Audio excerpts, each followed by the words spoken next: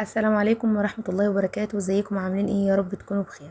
النهاردة ان شاء الله هنعمل الطحينة البيتي الخام بمكونات بسيطة جدا، بطريقة سهلة وبسيطة، وكمان ب3 مكونات بس، احسن من الجاهزة. وكمان هقول لكم على البدايل، وكمان هقول لكم تعملوا ايه علشان الطحينة ما تفصلش منكم كده زيت، ولا زيت يفصل على الوش.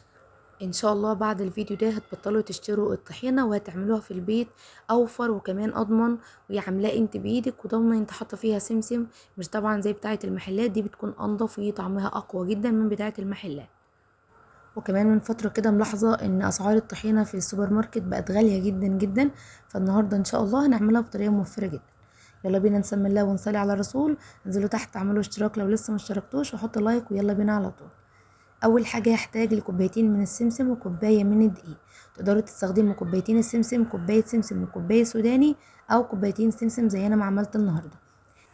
انا استخدمت النهارده لكل كوبايه سمسم نص كوبايه من الدقيق. ما تخافوش خالص، طعمه مش هيظهر نهائي في الطحينه، واوعدكم ان شاء الله هتعملوا طحينه انضف وانجح من اللي بتشتروها من السوبر ماركت.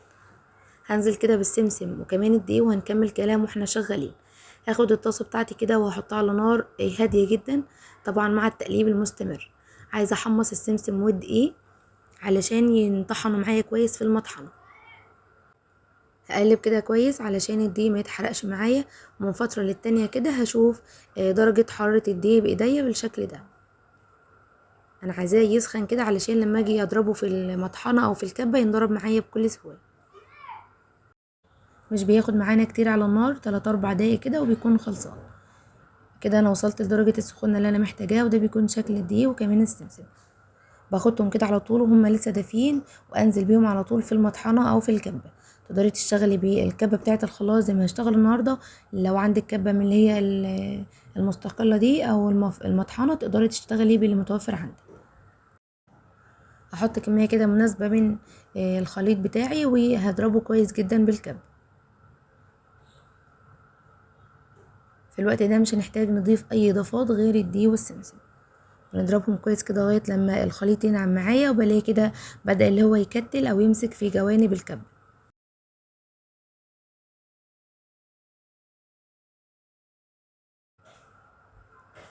هو ده الشكل اللي انا عايزاه، اتفرم معايا كويس بالشكل ده. طبعا لو مش محمصين السمسم كويس مش هيدينا النتيجه دي، ومش هتفرم معانا ناعم.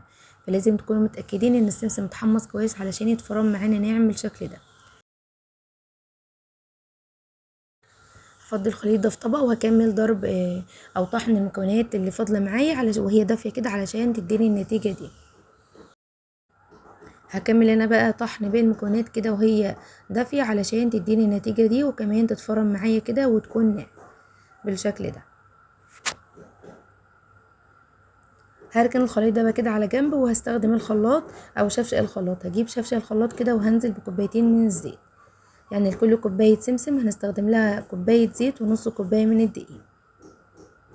هضرب كده الزيت كويس، هديله ضربتين 3، وهي دي التركية اللي بتفرق قوي في قوام الطحينة، وكمان في ان الزيت ما يفصلش على الوش. بنضرب الزيت كده حوالي دقيقة ولا حاجة لغاية لما يكون باللون الابيض زي اللبن كده. بعد كده بنزل عليه بنص كمية السمسم والدقيق اللي احنا طحناها كويس. بننزل كده بنص الكمية وبنضربها كويس في الخلاط.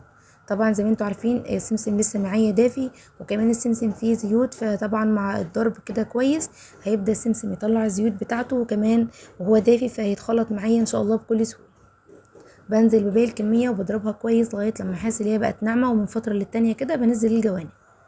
ما شاء الله اللهم بارك، هي دي الكمية اللي طلعت معايا، كمية حلوة جدا جدا. طبعا اوفر بكتير، يعني بسعر ربع كيلو هنعمل كيلو طحينة طعمها حلو جدا جدا، احسن كمان من طحينة السوبر ماركت. طب لو هتسألوني دلوقتي ان انتوا عايزين تعملوا طحينة بيضة زي اللي بتشتروها فعلا من السوبر ماركت، يبقى هنستبدل السمسم هنا بسمسم ابيض. انا النهاردة استعملت سمسم احمر. اما بقى لو العكس وعندك سمسم ابيض وعايزه تعملي منه طحينه حمراء، يبقى ناخد السمسم ده ونحمصه كده على النار لغايه لما يبدا ياخد معايا اللون الذهبي، وبعد كده هنعمله بنفس الخطوات هيدينا طحينه حمراء طعمها حلو جدا. وبس كده الفيديو بتاعنا خلص. اتمنى تكونوا استفدتوا، متنسوناش من لايك ودعوه حلوه، ومع السلامه.